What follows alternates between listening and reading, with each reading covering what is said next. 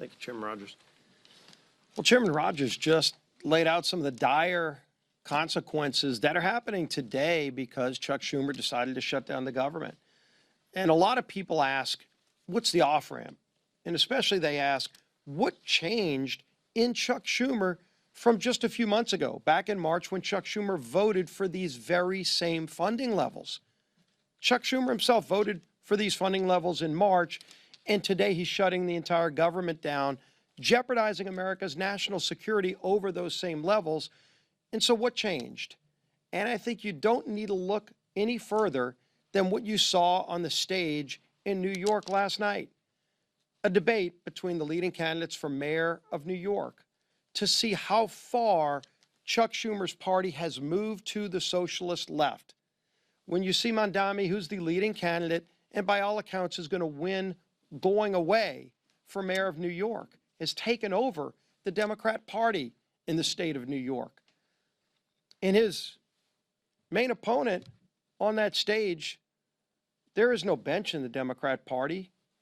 It was disgraced former Governor Cuomo, who was run out of office for, among other things, instituting policies during COVID that led to the death of thousands of senior citizens. That's the best that the Democrat Party has to offer in the city of New York.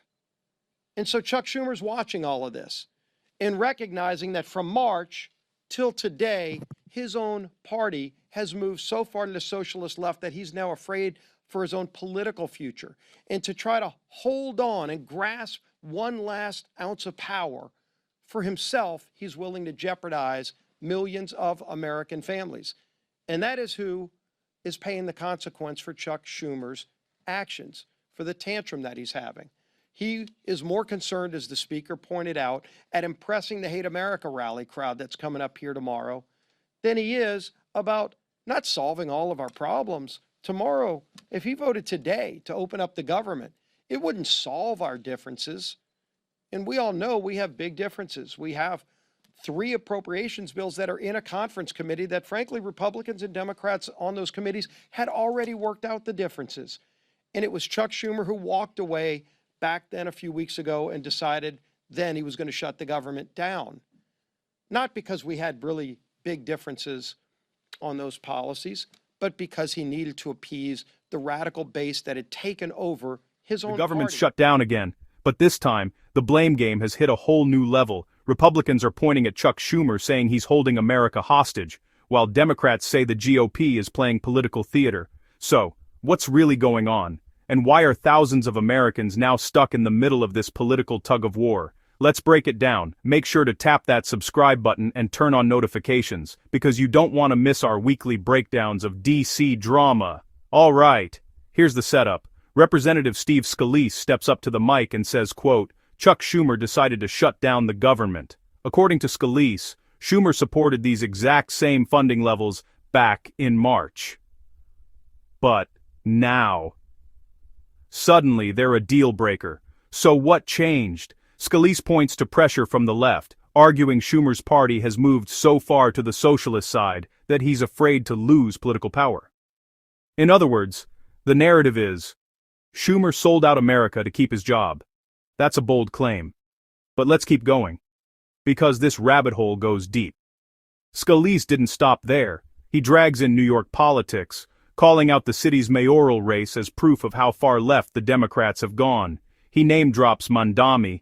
The leading candidate, he says, is proof the socialist wing's in charge.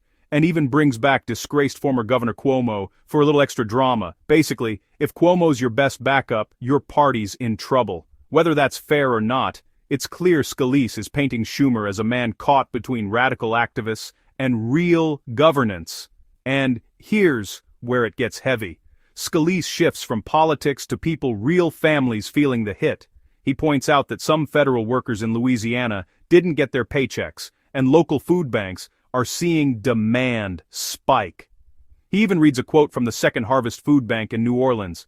Demand is up, supply is down, and now we're getting hammered by the fallout from the government shutdown. And so maybe as Chuck Schumer starts realizing the consequences of his actions, and maybe it's the people that are holding Chuck Schumer hostage, that we need to make an appeal to release Chuck Schumer so he can release the American people. But over and over again, we're going to keep talking about the damage that Chuck Schumer's actions in shutting down the government are causing on real people. Our men and women in uniform, yes, President Trump was able to stave off for a few more weeks by finding money to pay for them, but as Chairman Rogers pointed out, that account's about to go dry. But there are other federal employees that were not able to get paid just in this most recent pay schedule. And my local media outlet, WWL-TV, just did a story today that went live about the consequences to those federal employees. We're talking about thousands of people just in Southeast Louisiana. Maybe Chuck Schumer doesn't care about those people, but his party is causing pain through a lot of corners of this country. I want to read a quote from the director of the food bank in the New Orleans area. He said, quote, "Demand is up, supply is down, and now we're getting hammered by the fallout from the government shutdown as more and more people who may have been expecting to get that paycheck to buy groceries. So now they'll come to us or one of our 500 partners to get food assistance." That was the chief strategy officer of Second Harvest Food Bank in New Orleans, just representing one area of the country where thousands of federal workers can't even afford to buy groceries and are going to a local food bank so that Chuck Schumer can appease the most radical socialists in his party. This is affecting real people. And there's a bill that, again, doesn't solve all of our differences, but just allows those people to be freed so that they can get back to work. They can get their paychecks. They can provide food for their family while we negotiate those differences for another few weeks. It's time for Chuck Schumer to end this madness. There's a bill to open the government. Let's go solve our differences, negotiate our differences, but in the meantime, stop holding the American people hostage. His message is simple. While Schumer's appeasing the radicals, regular Americans are paying the price. What do you think? Fair point or political spin? Drop your thoughts in the comments.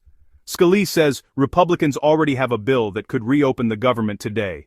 It wouldn't fix every policy fight, but it'd get paychecks flowing again while negotiations continue. His message to Schumer?